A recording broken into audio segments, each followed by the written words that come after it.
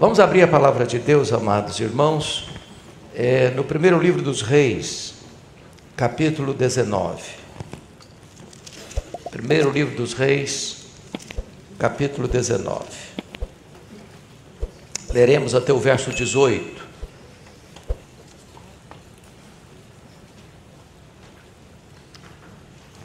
Está escrito: Acabe fez saber a Jezabel tudo quanto Elias havia feito e como matara todos os profetas à espada. Então Jezabel mandou um mensageiro a Elias a dizer-lhe: Façam-me os deuses como lhes aprouver, se amanhã, a estas horas, não fizer eu a tua vida como fizeste a cada um deles. Temendo, pois, Elias, levantou-se para salvar sua vida, se foi, e chegou a Berseba, que pertence a Judá. Ali deixou o seu moço. Ele mesmo, porém, se foi ao deserto, caminho de um dia, e veio e se assentou debaixo de um zimbro, e pediu para si a morte, e disse: Basta, toma agora, ó Senhor, a minha alma, pois não sou melhor do que meus pais. Deitou-se e dormiu debaixo do zimbro. Eis que um anjo o tocou e lhe disse: Levanta-te e come. Olhou ele e viu junto à cabeceira um pão cozido sobre pedras em brasa e uma botija d'água. Comeu, bebeu e tornou a dormir. Voltou segunda vez o anjo do Senhor, tocou e lhe disse: Levanta-te e come, porque o caminho te será sobremodo longo. Levantou-se, pois, comeu e bebeu, e com a força daquela comida caminhou 40 dias e 40 noites até Horebe, o monte de Deus. Ali entrou numa caverna, onde passou a noite. E eis que lhe veio a palavra do Senhor e lhe disse: Que fazes aqui, Elias? Ele respondeu: Tenho sido zeloso pelo Senhor Deus dos exércitos, porque os filhos de Israel deixaram a tua aliança, derrabaram os teus altares e mataram os teus profetas à espada, e eu fiquei só, e procuram tirar minha vida. Disse-lhe Deus: Sai e põe-te neste monte perante o Senhor. Eis que passava o Senhor, e um grande e forte vento fendia os montes e despedaçava as penhas diante do Senhor, porém o Senhor não estava no vento. Depois do vento, um terremoto, mas o Senhor não estava no terremoto. Depois do terremoto, um fogo, mas o Senhor não estava no fogo. E depois do fogo, um cicio tranquilo e suave. Ouvindo Elias, envolveu o rosto no seu manto e saindo, pôs-se à entrada da caverna. Eis que lhe veio uma voz e lhe disse: Que fazes aqui, Elias? Ele respondeu: Tenho sido extremamente zeloso pelo Senhor Deus dos exércitos, porque os filhos de Israel deixaram a tua aliança, derrubaram os teus altares e mataram os teus profetas à espada, e eu fiquei só e procuram tirar minha vida. Disse-lhe o Senhor: Vai, volta o teu caminho para o deserto de Damasco, e em chegando lá unge Azael rei sobre a Síria, a Jeú filho de Ninsi ungirás rei sobre Israel, e também Eliseu filho de Safate, de Abel-Meolá, ungirás profeta em teu lugar. Quem escapar à espada de Azael, Jeú matará. Quem escapar à espada de Jeú, Eliseu matará. Também conservei em Israel 7.000, todos os joelhos que não se dobraram a Baal, e toda a boca que o não beijou. Até aqui. Meus amados, eu quero tratar com vocês nesta manhã sobre o tema: como enfrentar a depressão. Como enfrentar a depressão. A Bíblia é um livro peculiar. A Bíblia é um livro honesto. A Bíblia não esconde as fraquezas dos heróis da fé. É por isso que a Bíblia diz que Elias era homem semelhante a nós. Depois de apresentar Elias em seu melhor momento, no capítulo 18, quando ele tem uma retumbante vitória sobre os profetas de Baal, os profetas de Azerá. Depois que Deus se revelou com fogo, e a nação grita em uníssono: Só o Senhor é Deus, só o Senhor é Deus. E ele sobe ao cume do Carmelo e ora por chuvas restauradoras, e elas descem. Agora, Elias nos é apresentado no seu pior estado, no capítulo 19. Elias está com medo, Elias está fugindo, Elias está querendo morrer. Elias está depressivo. Elias despenca das alturas excelsas aos vales mais profundos. As vitórias de ontem não foram suficientes para lhe dar garantia de sucesso no hoje. Talvez nós nunca sejamos tão vulneráveis como quando depois de uma grande vitória. O que aconteceu é que, apesar da retumbante vitória no capítulo 18, quando a nação grita só o Senhor é Deus, talvez Elias esperasse uma mudança de rumo em Israel. Talvez ele esperasse um gesto de humilhação, arrependimento de Acabe. Mas o que aconteceu foi exatamente o contrário. Em vez do rei se quebrantar, em vez da nação de fato se voltar totalmente para Deus, Acabe e Jezabel dobraram a aposta. E agora Elias está sentenciado de morte. Ele tem 24 horas para morrer. É a sentença de Jezabel. E diz a Bíblia que ele teme, que ele foge, que ele quer morrer, e morrer imediatamente. Então, eu gostaria agora de olhar esse tema em dois aspectos. Primeiro, vejamos as causas da depressão espiritual de Elias. Se olharmos o contexto, Elias tinha vivido 3 anos e meio sob fortes tensões, e depressão é viver debaixo de uma grande pressão. Alguém já disse, com certa razão, que depressão é excesso de passado, que estresse é excesso de presente, e que a ansiedade é excesso de futuro. Pressão em Samaria, quando se apresenta Acabe para trazer palavra de juízo. Pressão em Querite, quando precisou se esconder e foi alimentado por um garçom voador. Pressão em Sarepta, o território de Jezabel, quartel-general do culto a Baal.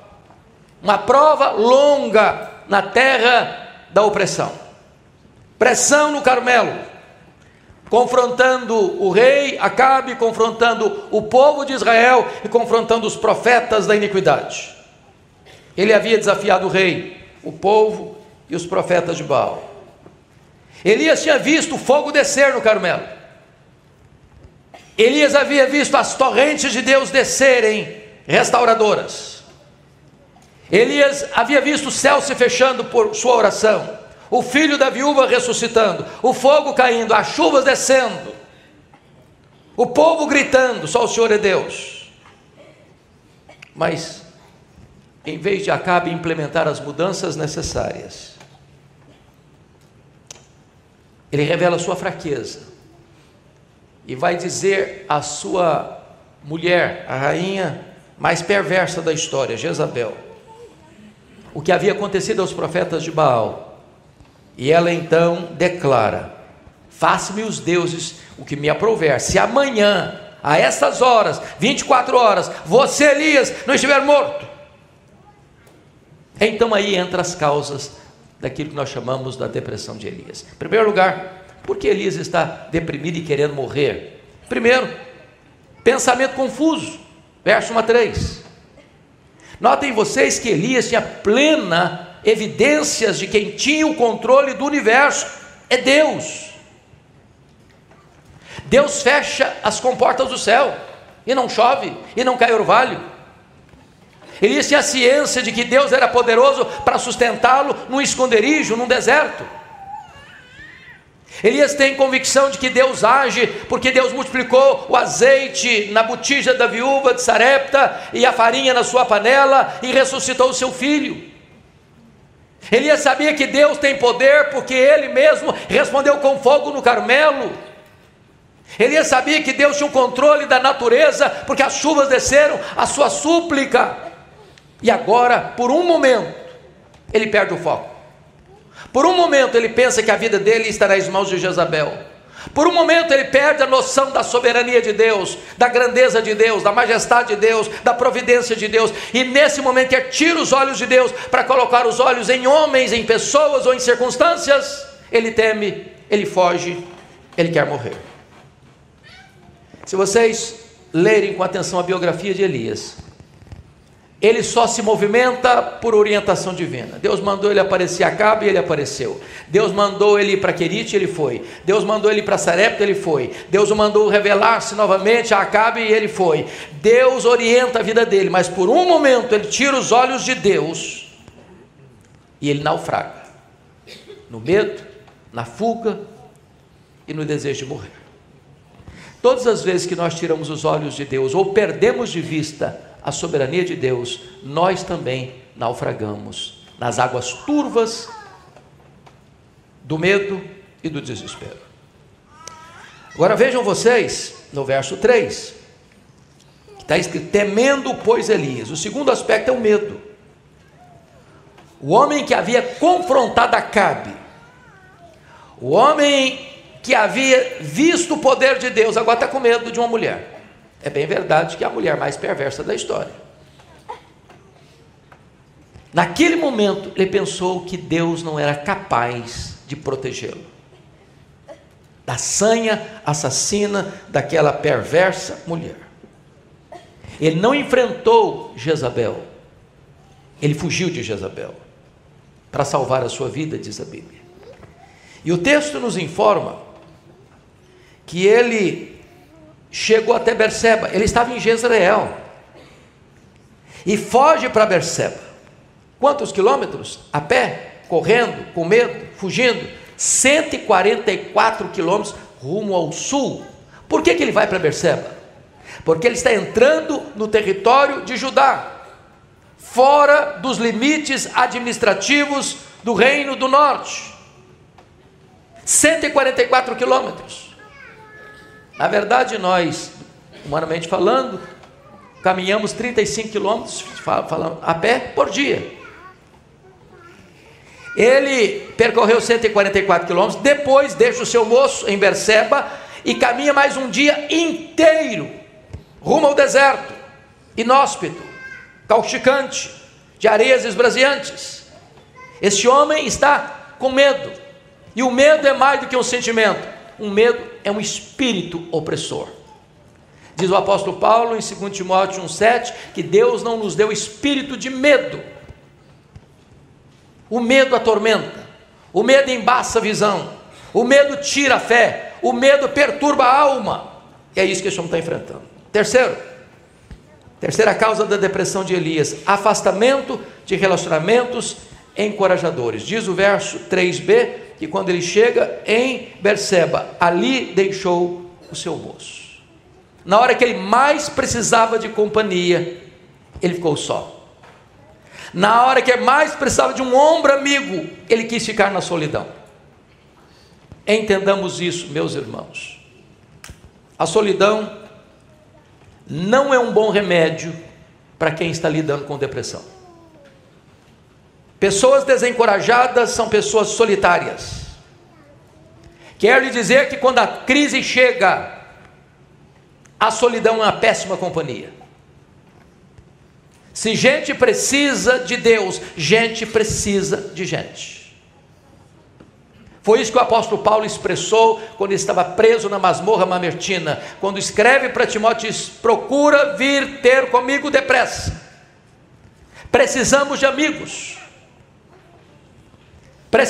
Precisamos de alguém para quem abrir o coração, dividir as cargas e expor nossas fraquezas e angústias. É claro que estou falando de amigos. Nós temos muitos colegas, mas temos poucos amigos. Quem são seus amigos? Com quem você abre o coração? Com quem você divide as suas dores? Com quem você reparte as suas cargas? Com quem você abre o coração, sem medo de que essa pessoa vai puxar o seu tapete e apunhalar você pelas costas? Amigo é aquele que chega quando os outros se foram. Amigo é aquele que confronta você em particular e defende você em público. Amigo é aquele que compartilha com você suas alegrias e suas tristezas, está do seu lado em todos os momentos da sua vida. Elias entra num processo depressivo, porque quando ele mais precisava de ajuda, e quis ficar sozinho. Quarta razão do esgotamento emocional de Elias. Versículo 4 nos informa: ele mesmo, porém, se foi ao deserto, caminho de um dia, veio e se assentou debaixo de um zimbro e pediu para si a morte. E disse: basta, toma agora, Senhor, a minha alma, pois eu não sou melhor do que os meus pais. E está vindo de longos embates, entre esconderijos e aparições, entre ameaças e perigos, em longas caminhadas e escassez de pão. Diríamos nós hoje que Elias está com um tanque emocional vazio. Ele está andando na reserva. Ele está fisicamente exausto, emocionalmente esgotado, debaixo de uma grande pressão, à beira de um colapso físico e emocional. Irmãos, quantos crentes, quantos líderes, quantos pastores hoje com burnout, com problemas emocionais graves, com esgotamento emocional, com pressões enormes. E nós não podemos desconsiderar isso, porque a nossa salvação não tira de nós a nossa humanidade, nem mesmo a nossa fraqueza. Quinta razão da depressão de Elias: desejo de morrer, versículo 4, ele está pedindo a morte. O que é curioso que no capítulo 18, ele está pedindo as chuvas restauradoras de Deus, para salvar a vida de uma nação. Agora ele está orando de novo, pedindo a sua morte. E ele dá o diagnóstico: eu quero morrer. E ele dá o prazo: eu quero morrer agora, é hoje, não posso mais viver, não quero mais viver. Mas não foi só ele não que pediu para si a morte. Moisés também, Jó também, Jeremias também, Jonas também. Paulo chegou ao ponto de dizer que em Éfeso ele chegou a um momento de desesperar-se da própria vida. Isso nos leva, irmãos, a refletir sobre um drama real na igreja brasileira e mundial. A quantidade de crentes, de líderes, de pastores que cometem suicídio. Quando uma pessoa diz eu quero morrer, ela não está dizendo eu quero morrer, ela quer viver. Mas quando ela chega a esse ponto de eu quero morrer, é porque ela olha o cenário e não vê saída, não vê uma porta, não vê uma janela de escape. E a angústia é tão grande, a dor é tão grande, o desespero é tão grande, a pressão é tão forte, que ela não vê sequer uma luz no fim do túnel. E quantas pessoas, crentes, que chegam a esse total esgotamento, a esse esvaziamento do tanque emocional, com os olhos espirituais turvos, embaçados, que chegam a ponto de consumar o próprio suicídio.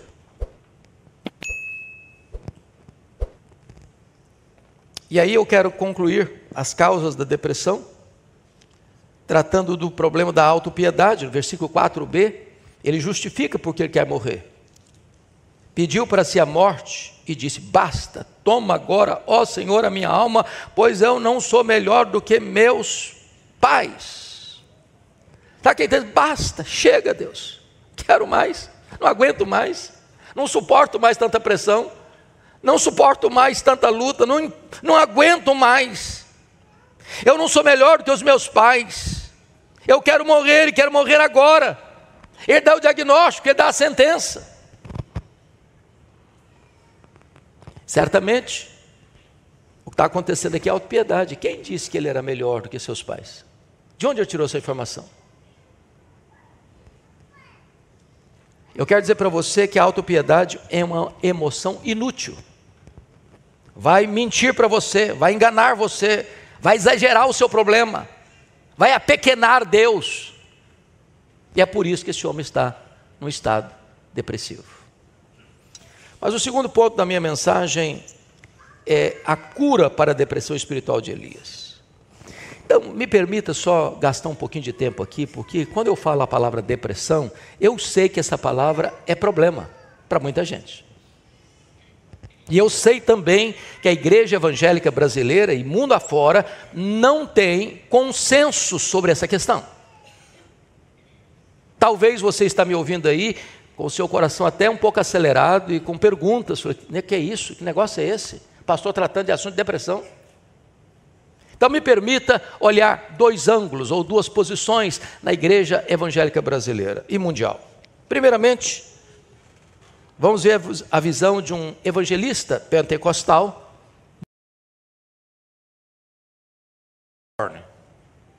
T.L. Osborne, nas suas obras, diz que depressão é demônio. Quando a pessoa está depressiva, para ele, essa pessoa está debaixo da influência, do ataque, da pressão de demônios. Não negamos a possibilidade de uma pessoa estar sofrendo e até entrando num processo depressivo por influência de espíritos malignos, pessoa que vive e convive com essa questão do ocultismo. Não negamos essa possibilidade. Mas o outro extremo, o outro ângulo, o outro lado, vem de um teólogo reformado, mundialmente considerado e conceituado. Qualquer seminarista dentro dos seminários presbiterianos, leia as suas obras, mormente o Conselheiro Capaz, J. Adams. E ele afirma que depressão é pecado. E pode ser. É só você ler o Salmo 32, 38, 51, e você vai ver que Davi está vivendo um processo depressivo, por causa do pecado não confessado. Seus gemidos, suas lágrimas, seus ossos ardendo, alagando o seu leito com as suas lágrimas, a mão de Deus pesando sobre ele. Mas não é só o contexto bíblico que trata da questão de depressão, não. A história da igreja revela que homens santos de Deus enfrentaram depressão. Posso lhe citar Martinho Lutero, posso lhe citar o missionário David Brainerd, posso lhe citar o grande escritor que ficou preso 14 anos, John Bunyan. Posso lhe citar o poeta cristão William Cowper. Posso lhe citar o maior pregador do século XIX, o príncipe dos pregadores, Charles Haddon Spurgeon. Esses homens lidaram com depressão.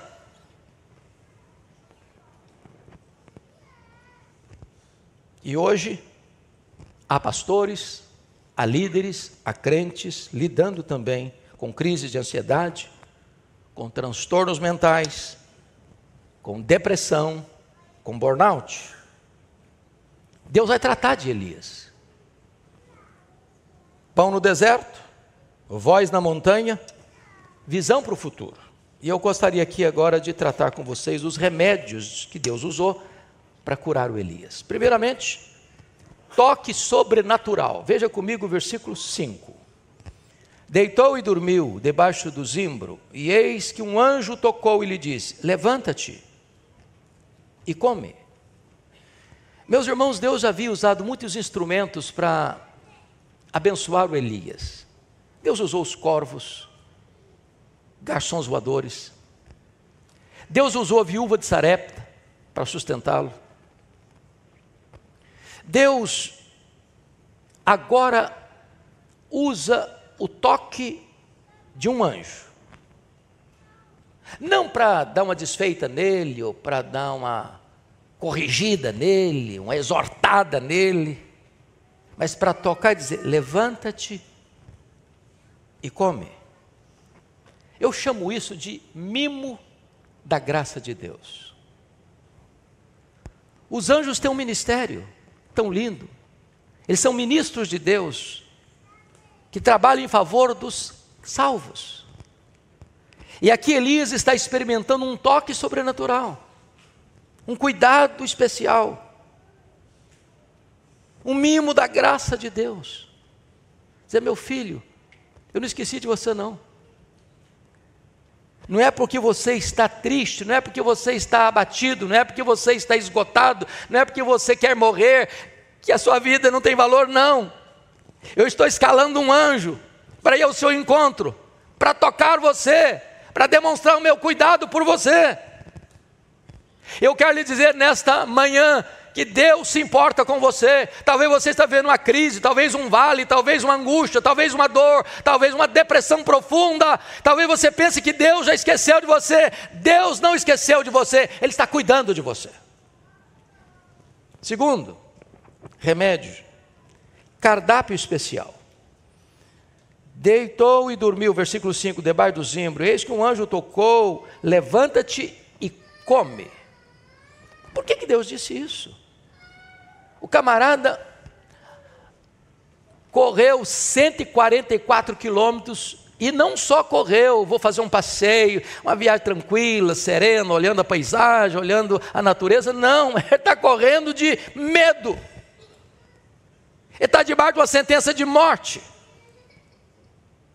Ele vai até Berseba e ali não parou não, ele deixou o seu moço e andou um dia inteiro pelo deserto. Se você conhece esse deserto, você sabe que é deserto não de areias finas como trigo, mas de pedregulhos, de animais ferozes. E agora ele está deitado debaixo de uma árvore, de um zimbro, com fome, com o estômago vazio, com a alma perturbada, com o coração desesperado, com a mente confusa, querendo morrer. E Deus diz: meu filho, eu preparei um banquete para você. Eu preparei uma refeição especial para você. Eu quero que você se levante. Eu quero que você coma. Eu quero que você beba. Eu quero que você descanse. É mimo da graça. Eu quero dizer para você que Deus se importa com o seu corpo. Que Deus se importa com a sua mente, que Deus se importa com as suas emoções, que você é precioso aos olhos de Deus. Terceiro remédio, versículo 6, sonoterapia. Olhou ele e viu junto à cabeceira um pão cozido sobre pedras em brasa e uma botija de água. Comeu, bebeu e tornou a dormir. Comeu, bebeu, dormiu. Comer, beber e dormir são terapias importantes no tratamento do esgotamento físico e emocional. O que eu acho maravilhoso é que o sono, na verdade, renova as forças, clareia os pensamentos, desanuvia a mente cansada. E o anjo não veio para lhe dar um sermão. O anjo não veio para dizer: coragem, camarada, deixa de ser mole, deixa de ser frouxo, deixa de ser medroso, volta ao trabalho, vamos levantar logo. Não, nenhuma bronca, nenhuma reprimenda, nenhuma exortação pesada. O anjo tocou e disse: meu filho, tirou a soneca. Tem muito tempo que você não come gostosamente o pão. Faz isso. É mimo da graça, é terapia divina, é terapia do céu. E Deus diz para ele: olha, você precisa comer, porque essa comida aqui é especial. Você vai comer agora e você vai ter forças sobrenaturalmente para caminhar 40 dias e 40 noites até Horebe. São 400 quilômetros. Quarto remédio para a cura dele: desabafo. Versículo 9 e 10 diz que ele se levantou e comeu e bebeu, e com a força daquela comida caminhou 40 dias e 40 noites até o monte de Deus em Horebe. E ali ele entrou numa caverna onde passou a noite, e lhe veio a palavra do Senhor e disse: que faz aqui, Elias? Todas as vezes que Deus faz essa pergunta para alguém: que fazes aqui? É porque a pessoa está no lugar errado, porque está fugindo da agenda de Deus. E é por isso que Deus perguntou depois a segunda vez: que faz aqui, Elias? E o que ele abre o coração é para quê? É para dizer: olha, eles estão matando os profetas por aí fora. Todo mundo abandonou a tua lei, só eu fiquei. Eu sou o único nessa nação que é fiel. Mente confusa, desconhecimento da realidade, autoestima achatada, visão distorcida dos fatos. Mas o que é que Deus está fazendo para ele? Meu filho, vem aqui para fora, abre a caixa da ferramenta, destranca as câmaras do horror, põe para fora o que está atormentando você. Meus irmãos, o desabafo às vezes é um santo remédio. É um santo remédio. Às vezes nós estamos entupidos, às vezes nós estamos completamente congestionados por dentro, com tantos pensamentos confusos, com tantas ideias sem razão de ser. E se você perceber no versículo 15, Deus diz para ele assim: vai, volta ao teu caminho. Ele não voltava ao caminho porque a cabeça dele estava ruim, os sentimentos dele estavam confusos. Tem hora que você quer fugir mesmo. Deus diz: meu filho, não é fugir que você vai resolver o seu problema. Volta lá, volta ao caminho. Mas agora entendendo quem é você, entendendo qual é a circunstância, entendendo qual é a missão, entendendo qual é o propósito. Quinto remédio para curá-lo: confronto amável. Versículos 11 a 14, Deus disse para ele: olha, sai e põe-te neste monte perante o Senhor. E eis que passava o Senhor. Tinha um forte vento, tinha um terremoto, tinha um fogo, mas o Senhor não estava no vento forte, o Senhor não estava no terremoto, o Senhor não estava no fogo. Aí vem um vento suave, um sossio, tranquilo, e Deus estava nesse vento calmo e sereno. O que é que Deus está dizendo para Elias? Elias estava acostumado com grandes coisas, com ventos fortes, com terremoto, com fogo. Ele estava acostumado com coisas extraordinárias, com coisas espetaculosas, com fogo descendo do céu, com torrentes caindo do céu, com morto ressuscitando. E Deus disse: meu filho, se você pensa que eu sou ágil nos momentos grandiosos, você precisa entender que eu me manifesto nas coisas pequenas, no vento suave. Eu sou capaz de me manifestar nas coisas que ninguém percebe. Deus está dando um afago neste homem. Deus está mostrando que os seus desígnios são cumpridos por meio da paciência. Nem sempre Deus age por meios chocantes. Ele pode escolher estar presente silenciosamente no seu coração e no seu quarto.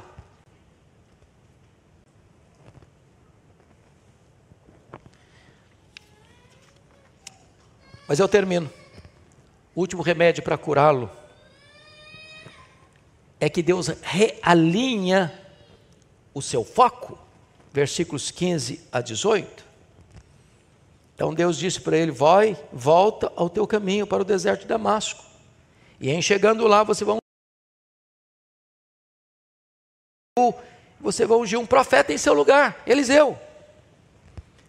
Por que o foco dele estava errado? Porque primeiramente o foco estava errado com relação ao passado. Quando ele diz: só eu fiquei, Senhor, diz: não, meu filho, você não está fazendo a leitura certa. Tem 7.000 que não se dobraram. A síndrome de Elias é um problema ainda hoje. Tem gente que acha que só ele está certo, só ele vai para o céu, só ele é fiel a Deus.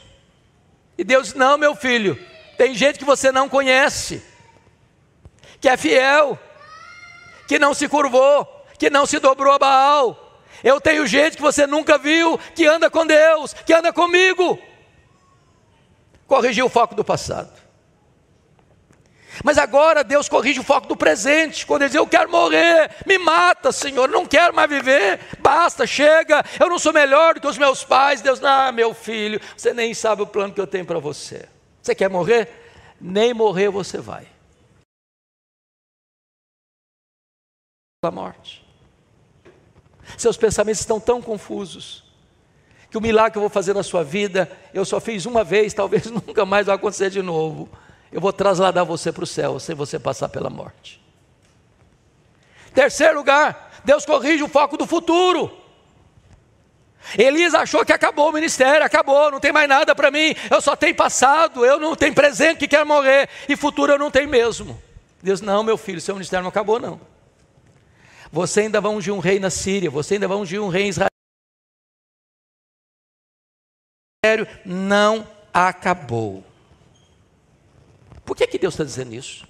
Ungir um rei na Síria, ungir em Israel, ungir um profeta no lugar. Porque esses três elementos, Azael, Jeú e Eliseu, são os três instrumentos que Deus vai levantar para destruir esta perversa dinastia de Acabe. Ele está com medo de Jezabel? Ele acha que Jezabel vai matá-lo? Ele acha que Jezabel está no controle? No controle está Deus.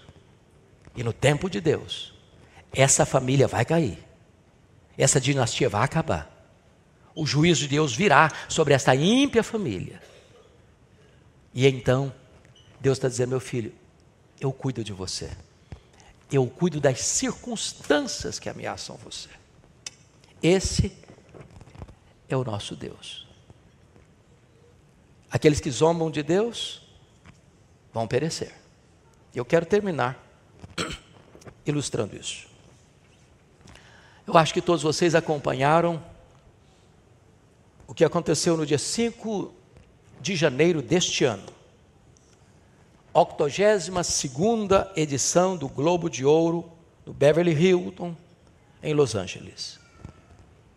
Lá estava a nata do mundo artístico dos Estados Unidos.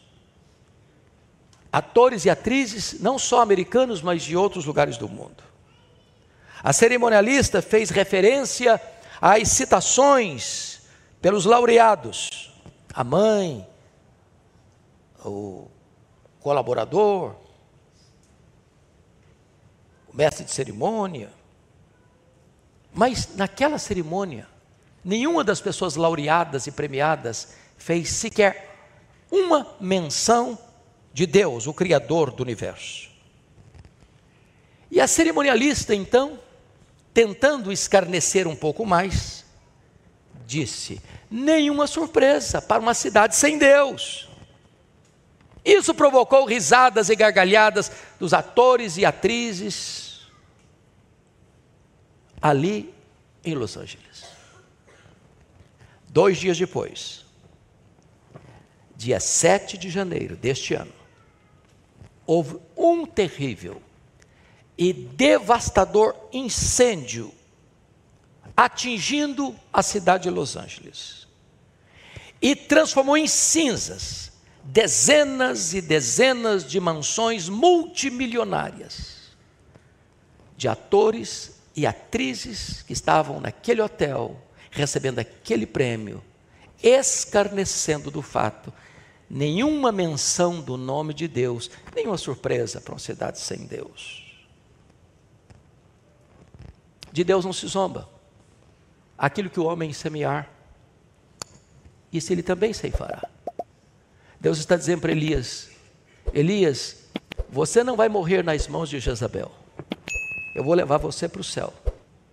Mas essa família ímpia vai ter que acertar as contas comigo. E essa família vai perecer. Este é o seu Deus, que cuida dos seus, que restaura os seus, e que exerce juízo sobre aqueles que se levantam contra Deus e contra o seu povo. Que Deus nos ajude. Amém.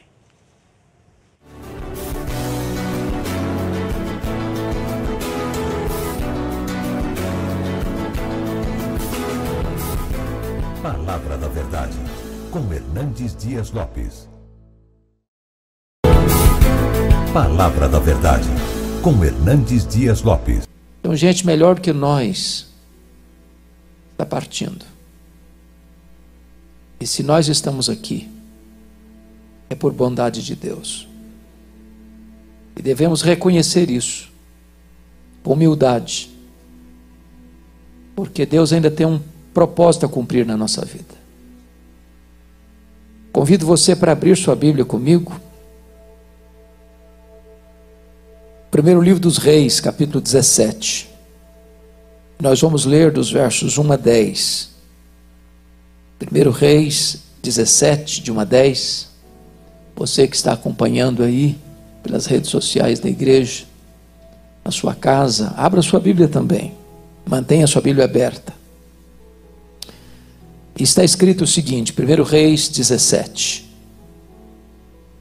Então Elias, o tesbita, dos moradores de Gileade, disse a Acabe: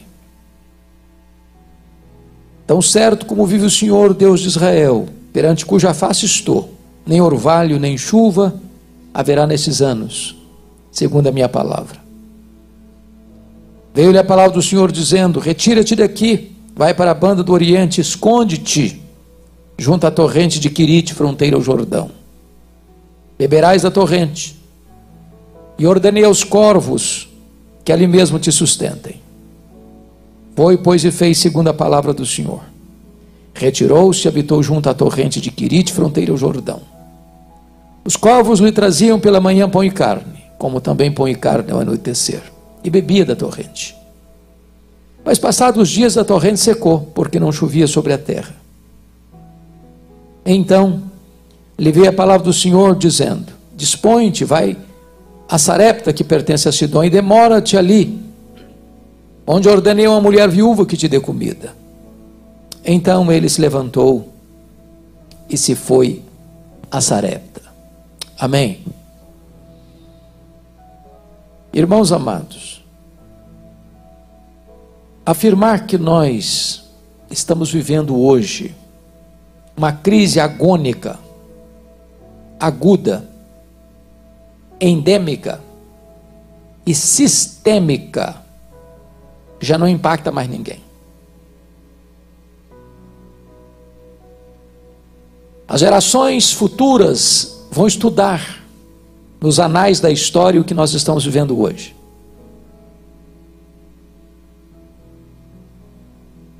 Pensar, entretanto, que Elias estava vivendo um período talvez pior do que o nosso.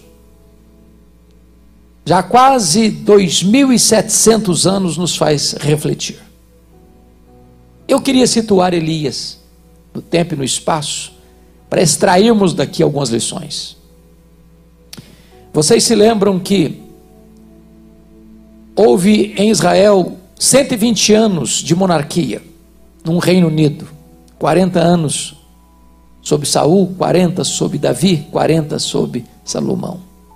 Salomão morre em 931 a.C. E com a morte dele, houve uma cisão no seu governo. Das 12 tribos, 10 seguem a liderança cismática de Jeroboão I, formando o que nós chamamos de Reino do Norte, Israel, cuja capital veio a ser Samaria. Esse reino durou 209 anos, de 931 a 722, quando a Síria levou este reino para o cativeiro e nunca mais se restabeleceu como hegemonia política. Nesses 209 anos, nós tivemos 19 reis, em 8 dinastias diferentes, 8 famílias diferentes governando. Curiosamente, nenhum desses 19 reis andou com Deus. Todos foram maus, todos foram ímpios, todos foram perversos.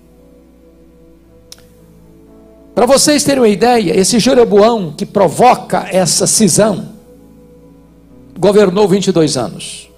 Quando ele morre, seu filho Nadab reina 2 anos e é assassinado por Baasa. Mas quem assassina o rei não vai preso, assume o trono e começa a governar em seu lugar. Conspiração, traição.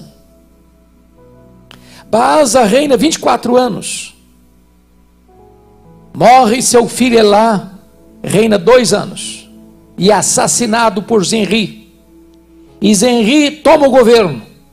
A população se revolta, faz um motim ao redor do palácio. Percebendo que não podia fugir, se mata, botando fogo no palácio e morrendo no meio das chamas. assume o governo Onri, conhecido como o pior dos reis até então. E quando ele termina de reinar 12 anos depois, assume o governo Acabe, filho dele, que é pior do que o pai.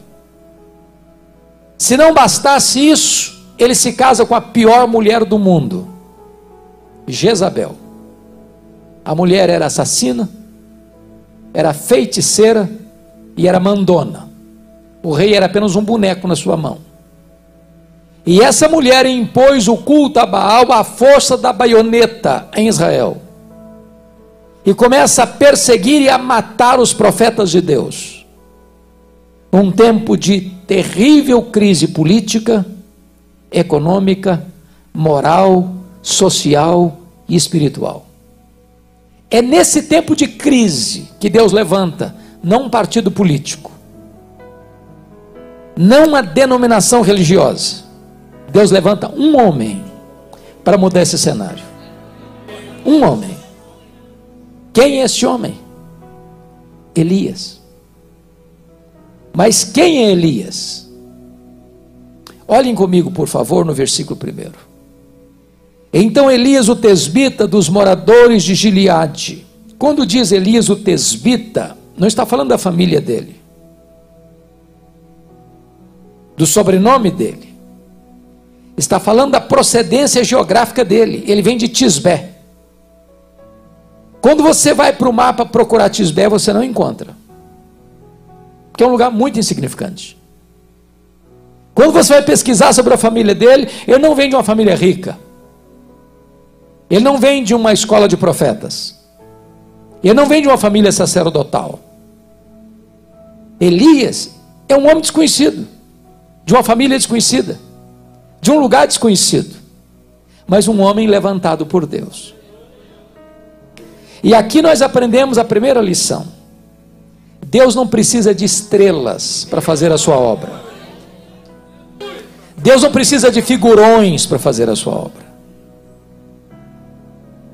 Deus pode levantar gente como você e eu, como Elias, para fazer a sua obra. Talvez, irmãos, um dos grandes problemas da igreja evangélica brasileira é que tem estrelas demais, figurões demais, gente que se julga importante demais.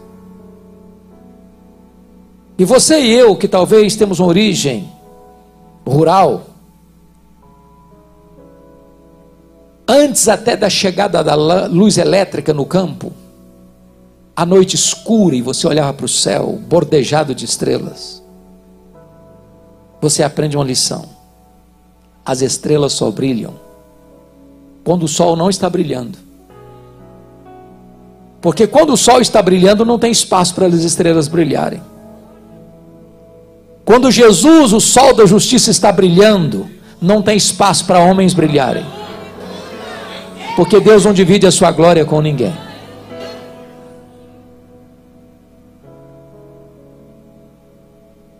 Elias sai do anonimato e começa o seu ministério pregando para o rei, no palácio do rei.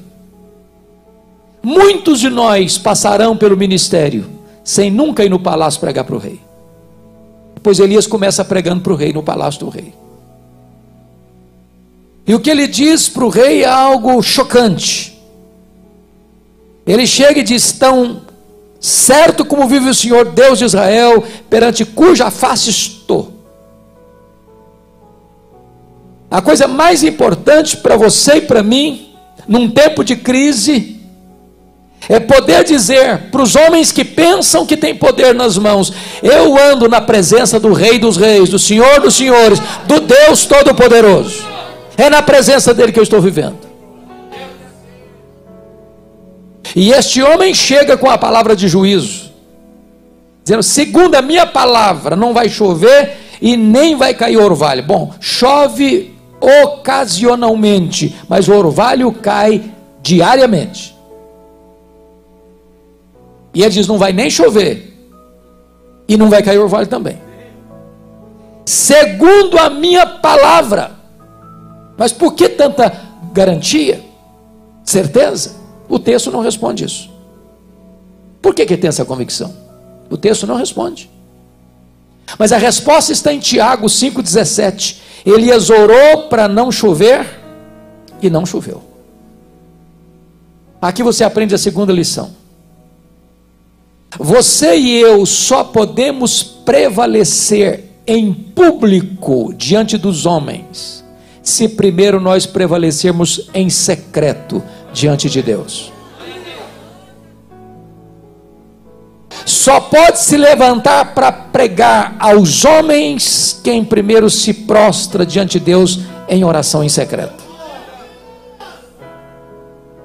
Talvez um dos grandes problemas da nossa geração é que nós separamos a academia de piedade, separamos pregação de oração. Temos verdadeiros gigantes no púlpito, mas verdadeiros nanicos na vida de oração. Gente que conhece muito a respeito de Deus, mas gente que não conhece a intimidade de Deus. Quando eu olho para a vida dos apóstolos, me impressiono, porque está lá, pastor Rogerinho, em Atos 6,4, para mim, um corte radical na história do cristianismo. Quando os apóstolos tomaram uma decisão histórica: quanto a nós, nos consagraremos à oração e ao ministério da palavra. Vamos constituir homens cheios do Espírito Santo, cheios de fé, cheios de sabedoria, para cuidar das mesas, da diaconia das mesas. Nós cuidaremos da diaconia da palavra. Entretanto, nós vamos nos consagrar à oração e ao ministério da palavra. E eu vou lhes fazer uma pergunta complexa, e você não precisa levantar a mão para responder. Responda no seu coração. O que é mais importante? Oração ou ministério da palavra?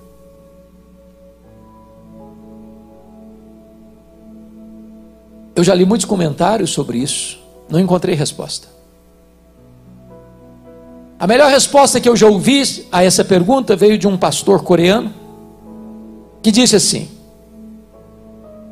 Deus valoriza tanto a sua palavra, Deus dá tanta primazia e supremacia à sua palavra, que ele colocou a oração primeiro. Porque se você não for um homem e uma mulher de oração, não haverá poder para você pregar a palavra. Se nós quisermos ver as maravilhas de Deus acontecendo, nós precisamos primeiro nos matricular na escola de oração. Elias tem convicção do que fala, porque ele orou. E quando ele ora, o céu se fecha. Quando ele ora, as janelas do céu se abrem. Quando ele ora, o azeite se multiplica na botija da viúva. Quando ele ora, a morte precisa bater em retirada. Quando ele ora, o fogo cai do céu.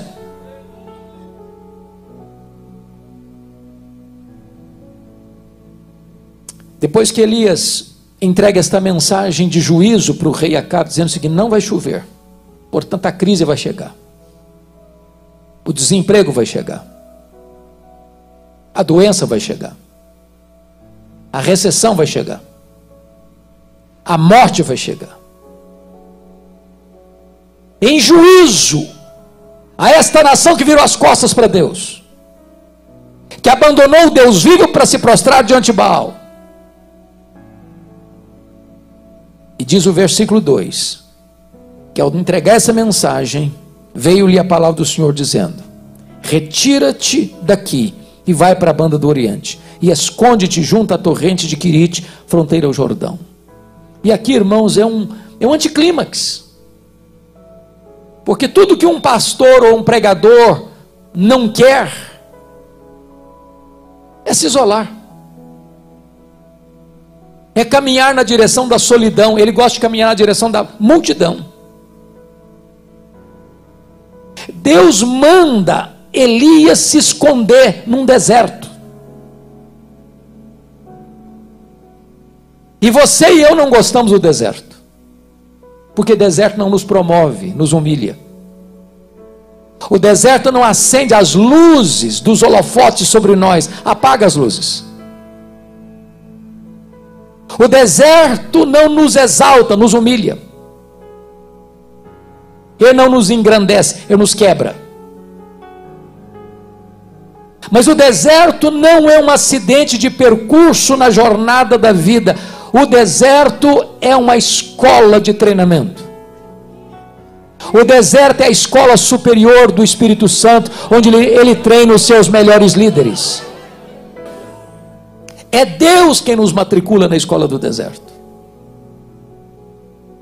E quando Deus nos matricula na escola do deserto, Ele tem dois propósitos. Primeiro, trabalhar em nós. Trabalhar em nós. Ô irmãos, talvez nós vamos aprender mais com esta pandemia do que em anos de prosperidade. Quem de nós não está plenamente convencido da nossa vulnerabilidade? Quem de nós não está convencido que os ícones da sociedade, os ídolos do mundo, têm os pés de barro? O poder econômico, o poder político, o poder da ciência, o poder da tecnologia. Há poucos dias li um relatório triste de uma filha cujo pai, um homem riquíssimo, morreu de Covid-19. E ela disse: o que é mais terrível para a nossa família é que o nosso pai morreu por algo que é de graça. O dinheiro não compra o ar nos seus pulmões.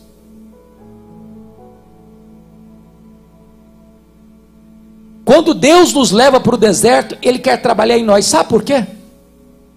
Porque Deus está mais interessado em quem você é do que no que você faz.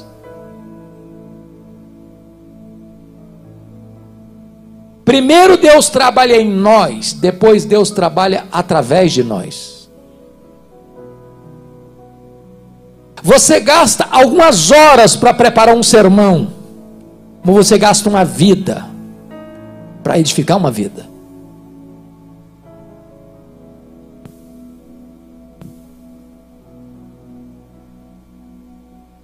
Saiba disso. Vida com Deus precede trabalho para Deus. Deus está trabalhando. Essa pandemia não pegou Deus de surpresa. Deus não está em apuros. Nada acontece sem que Deus saiba, sem que Deus permita.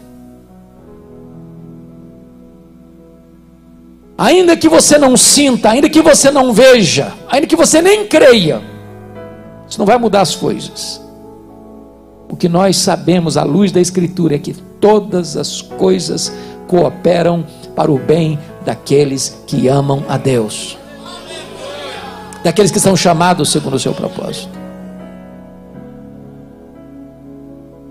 Nosso Deus não é sádico. Nosso Deus é soberano e bom. Se Ele nos leva para o deserto, é porque Ele quer trabalhar em nós, para depois então trabalhar através de nós. Mas a segunda lição do deserto, irmãos, quando Deus nos leva para o deserto, é nos ensinar que nós precisamos depender mais do provedor do que da provisão. Veja você no versículo 7, que Elias está onde Deus mandou ele estar, fazendo o que Deus mandou ele fazer. Garçons voadores vão levar comida para ele. Ele bebe da fonte. Mas diz o texto no verso 7, que passados os dias a torrente secou. A grande pergunta é: o que você vai fazer quando a sua fonte seca? E eu quero dizer para você que quando a sua fonte seca, Deus sabe onde você está. Deus sabe para onde você deve ir. E Deus sabe o que você deve fazer. A sua fonte pode secar, mas os mananciais de Deus continuam jorrando. A sua despensa pode ficar vazia, mas os celeiros de Deus continuam cheios. Você precisa entender uma coisa: você depende do provedor mais do que da provisão. Confiar na provisão é muito fácil. Você tem dinheiro, você tem mercado aberto, você vai lá e compra. Mas e quando a provisão acaba? Deus continua sendo o seu provedor. Me permita ilustrar isso com experiência pessoal.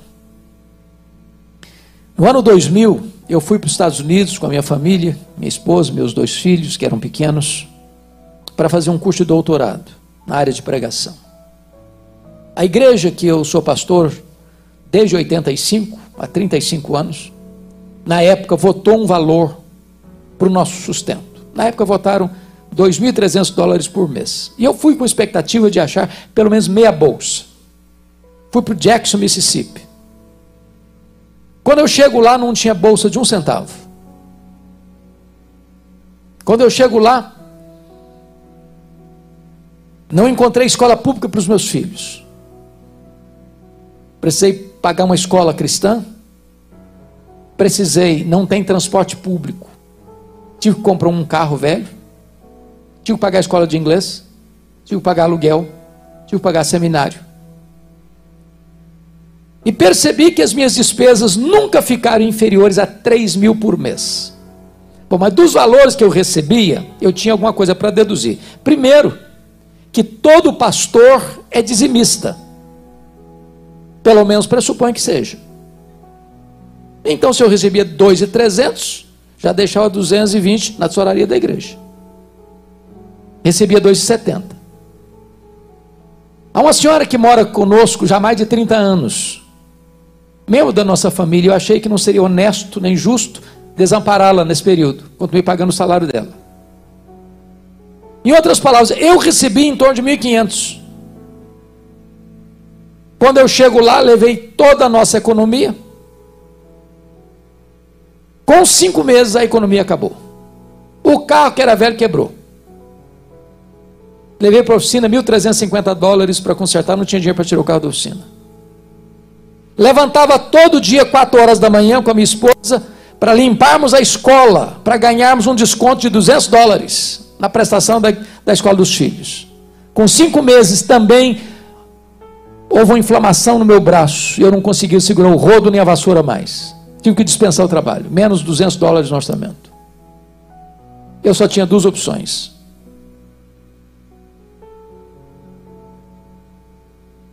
Ou voltava para casa envergonhado, frustrado, ou pedia para Deus um milagre. E foi o que nós fizemos.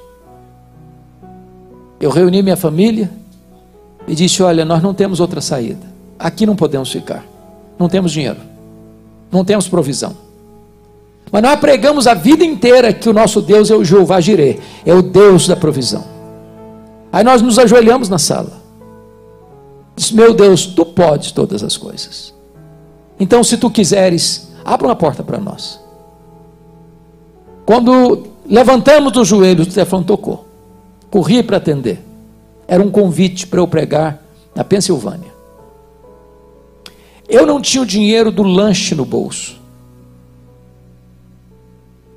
Quando eu chego naquela conferência, no último dia da conferência, o pastor disse algo que é o óbvio ululante. Disse assim para o povo: meus irmãos, o pastor Hernandes é estudante aqui na América, e todo estudante é duro. Não precisa nem ser profeta para falar um negócio desse. Se alguém quiser ajudá-lo, fique à vontade. Eu saí de lá com $5.500 de oferta. Voltei chorando para casa. Um pastor me procurou, me chamou no canto e disse: eu vou lhe mandar $300 por mês até você terminar o seu curso. Peguei o carro da oficina, paguei as contas, fiz compra para casa, ainda sobrou dinheiro. Semana seguinte, um outro telefonema, um convite para pregar em New Hampshire, a 2.500 quilômetros de onde eu morava. Quando eu estou pregando meu último sermão, vem um presbítero atrás de mim, bota um bilhete dentro da minha Bíblia e diz assim: eu não sei o que está acontecendo com você, mas Deus tocou o meu coração e eu vou lhe mandar $600 por mês até você terminar o seu curso. Me deram $2.500 de oferta. Para encurtar a conversa, eu recebi 21 convites para pregar, em 10 estados diferentes. Onde eu ia, Deus fazia um milagre diferente. Um dia uma mulher fez uma viagem de 60 milhas de noite, debaixo de neve, porque Deus tocara o coração dela. Falei, onde eu estava para me dar uma oferta? No dia que eu vim embora, nunca nos faltou nada, nunca. No dia que nós viemos embora, eu fui ao banco para fechar a conta, e para minha surpresa, exatamente o valor das nossas economias pessoais que nós havíamos levado estava lá no banco. E Deus nos ensinou uma lição: você precisa depender do provedor mais do que da provisão, porque quando a sua provisão acaba, eu continuo sendo o seu provedor. A sua despensa pode ficar vazia, mas os meus celeiros estão cheios. A sua fonte pode secar, mas os meus mananciais continuam jorrando. Quando Deus nos leva para o deserto, é para nos ensinar isso. Nós dependemos de Deus. De Deus. Mas olha comigo, amados, o versículo 8, porque é uma outra transição aqui, que também é um anticlímax. Versículo 8 diz: então lhe veio a palavra do Senhor dizendo: dispõe-te, vai a Sarepta, que pertence a Sidom, e demora-te ali, onde ordenei uma mulher viúva que te dê comida. Bom, Sarepta ficava a mais de 150 quilômetros ao norte, fora de Israel. O grande problema, e você pode conferir isso no capítulo 18, versículo 10, que enquanto Elias estava escondido, ele era procurado pela polícia de Acabe, vivo ou morto, em Israel e nas nações vizinhas. Sair desse esconderijo era expor-se a ser preso e morto por Acabe e sua mulher. Mas sabe o que Deus está dizendo para Acabe aqui? Para Elias aqui? Ele está dizendo o seguinte: meu filho, você acabou o estágio do deserto, agora aperte os cintos, porque eu vou matricular você no estágio mais avançado. Eu vou jogar você na fornalha. Sarepta significa fornalha, fogo, cadinho. Você já escutou aquela conversa que um problema nunca vem sozinho, vem acompanhado? Quando a coisa está difícil, pode ficar um pouquinho mais difícil ainda.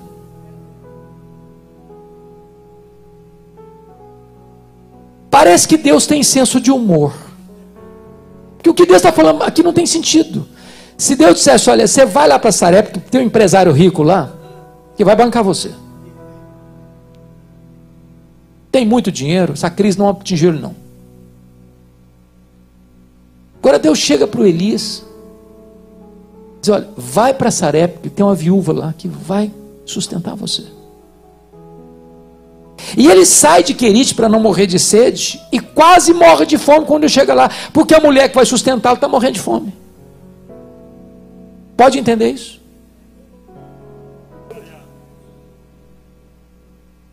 Sabe o que Deus está dizendo, meu filho? Baixa a bola.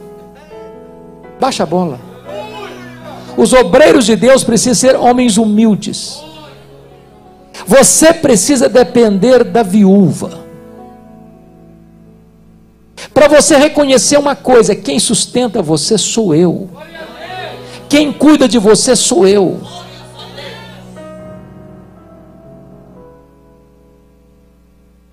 O que eu acho maravilhoso é que aquela viúva conheceu a Deus na cozinha. Tem lugar melhor para conhecer a Deus que na cozinha?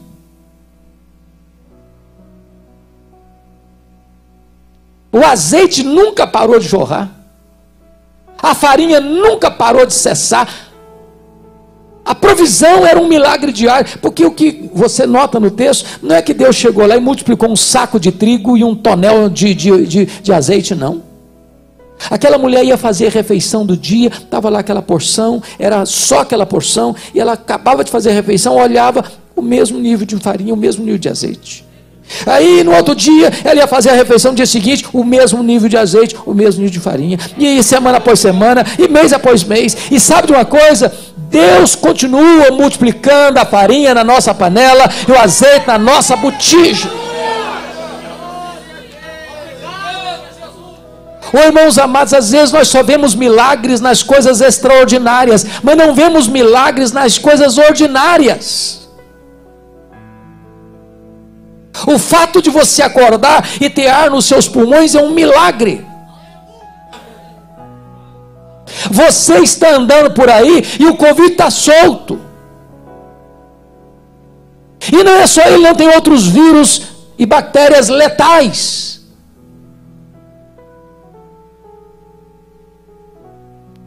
Quantas viagens de carro você já fez por estradas perigosas e você saiu e você chegou e você não viu que tinha anjos de Deus à sua volta protegendo você? Então o fato de você e eu estarmos vivos hoje, estarmos na casa de Deus hoje, é um milagre. O fato de ter pão na sua mesa todo dia é um milagre. O fato de você ter saúde é um milagre. O fato de você ter família é um milagre. O fato de você ser servo de Deus é um milagre.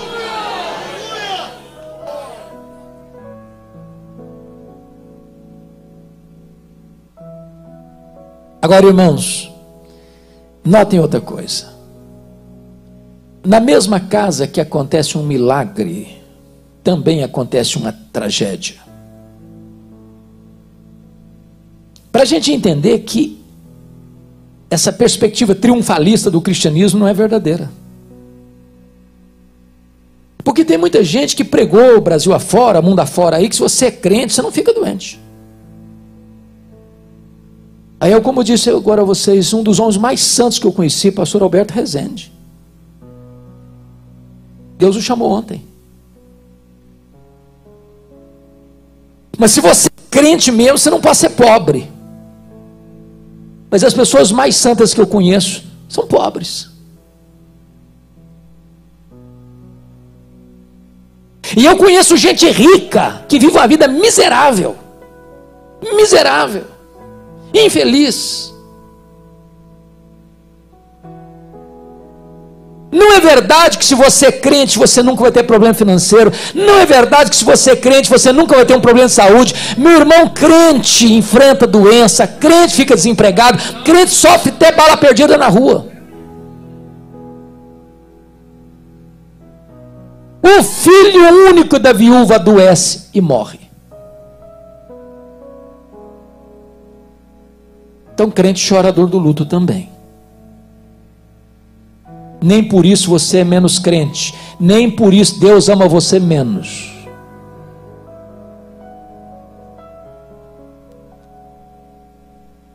Bom, mas sabe o que me impressiona aqui? E é nós que somos pastores, agora vamos dizer aos colegas pastores. Quando alguém está sofrendo muito, via de regra precisa encontrar alguém para transferir essa dor.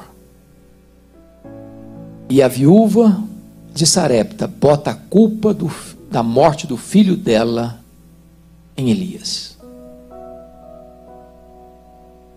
Sabe o que me impressiona em Elias? Ele não se defende, porque às vezes nós somos gigantes para nos defendermos.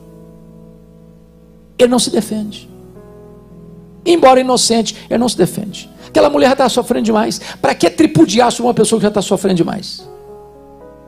Ele não diz uma palavra em sua defesa. Meu amado, se você cuidar da sua piedade, Deus vai cuidar da sua reputação. Seu papel é andar com Deus. Deus defende você. O que me impressiona com Elias é que ele, que não diz uma palavra em sua defesa, pega o menino morto, leva para o seu quarto, tranca a porta. E lá ele abre o bico, lá ele fala muito, fala com Deus, nos ensinando uma lição. Se nós orássemos mais, nós nos defenderíamos menos. Se nós orássemos mais, nós brigaríamos menos. Se nós orássemos mais, nós veríamos mais os milagres de Deus acontecendo. Agora pensem comigo, que não há relato nem registro de ressurreição até então. E Elias resolve pedir para Deus um milagre inédito na história.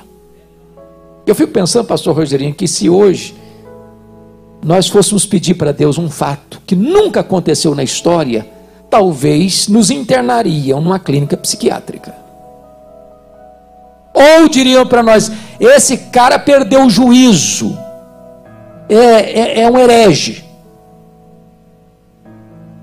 Pois Elias teve coragem de pedir para Deus ressuscitar o menino. E Deus ressuscitou o menino. Porque para Deus não é impossíveis. Agora pense comigo noutra cena. Pense nessa cena comigo. Imagine vocês se Elias fosse um dessas estrelas de hoje, que faz até propaganda de milagre que nunca aconteceu. Imagine Elias saindo com o menino vivo agora nas mãos. O que eu faria se eu fosse uma das estrelas de hoje? Eu acho que a primeira coisa que eu faria era convocar uma coletiva da imprensa para dizer quão grande homem ele era. Eu acho que a segunda coisa era botar outdoors na cidade com a fotografia dele. Talvez ele escrevesse um discurso, um panegírico de autoelogio. Quem sabe até ele bateria palmas para ele mesmo. Quem sabe, talvez, ele fizesse um solo do hino Quão Grande És Tu diante do espelho. Mas ele não faz nada disso. Ele simplesmente diz àquela mãe: o teu filho vive. Sabe o que Elias está nos ensinando? Se Deus está abençoando a sua vida, se Deus está abençoando o seu ministério, bote a boca no pó e dê toda a glória a Deus. Porque Deus não divide a sua glória com ninguém.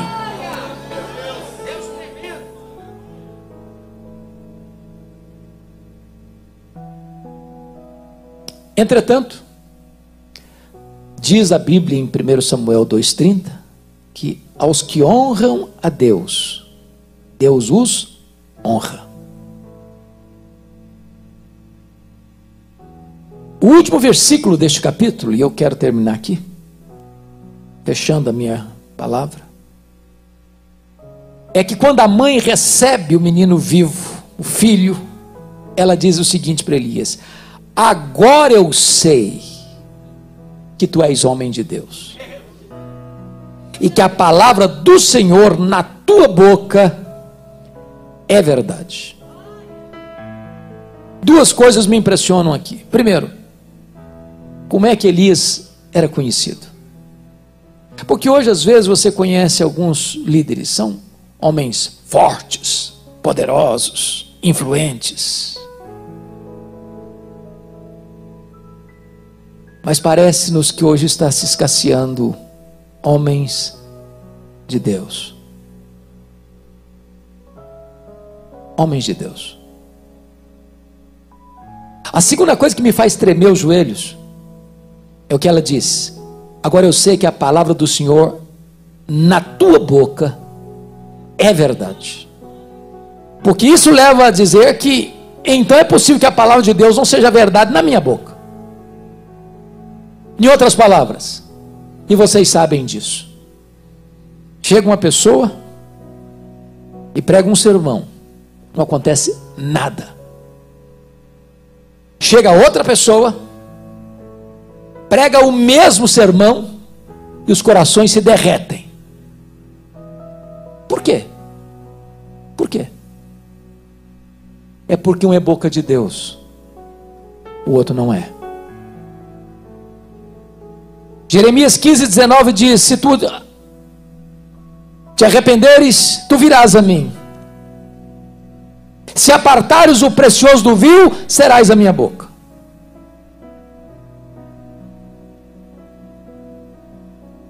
Na igreja presbiteriana, tivemos um pastor que era o xodó,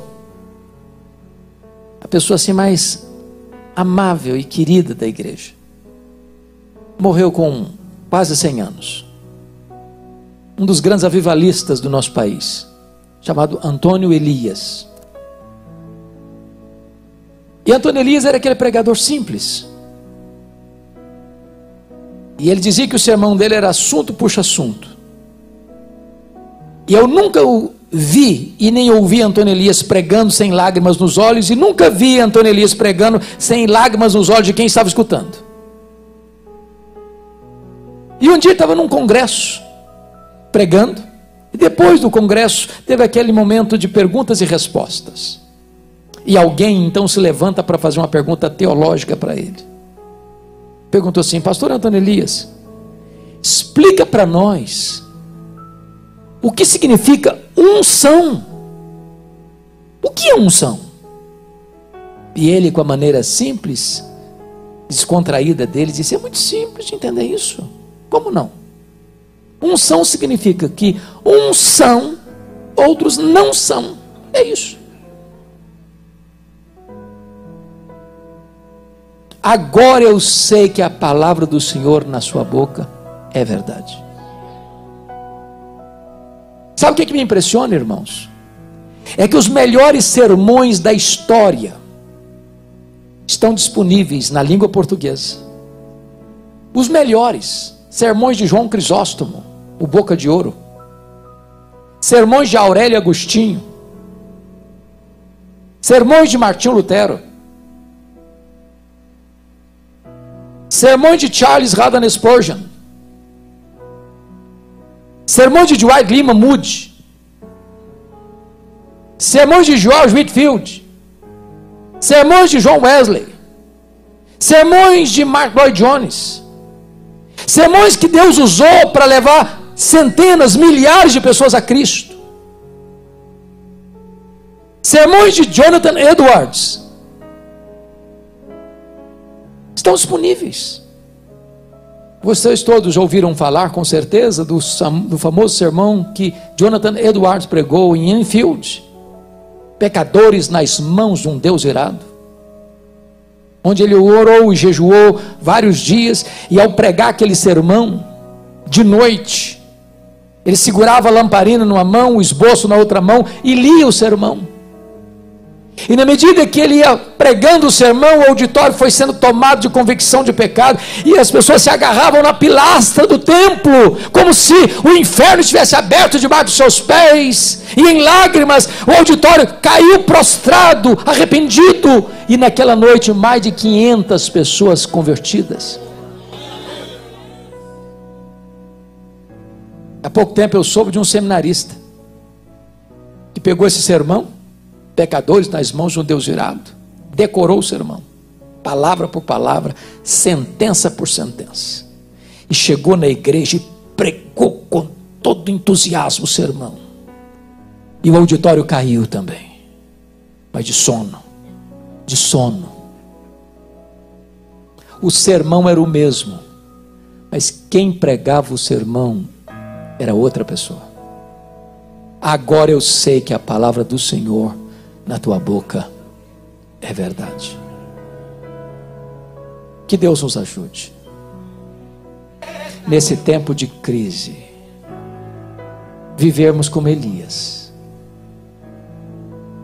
andando na presença de Deus e experimentando as intervenções soberanas e sobrenaturais de Deus na nossa vida. Amém.